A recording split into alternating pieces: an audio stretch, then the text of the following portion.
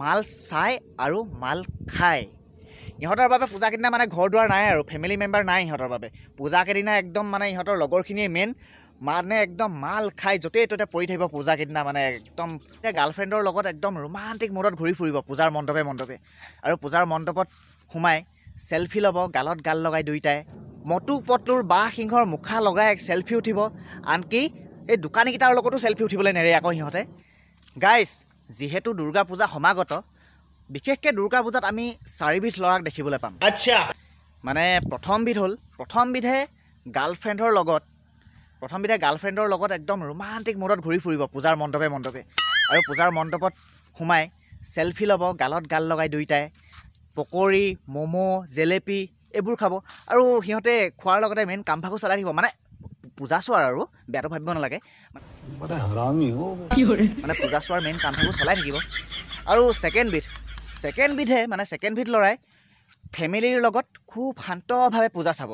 আৰু সিহঁতেও পূজাৰ মণ্ডপত ফেমিলিৰ লগত গ্ৰুপ ফটো উঠিব।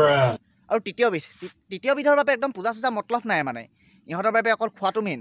পূজাত গৈ পিনি ইহঁতে অকল খোৱা বোৱাত লাগি থাকিব, মানে জেলেপি, ম'ম' এইবোৰ মানে খোৱাত ব্যস্ত হৈ থাকে। মানে ইহঁতৰ বাবে পূজা গুলিম আৰু যি হওক যি নহওক অকল খোৱাটো ইহঁতৰ বাবে মেইন।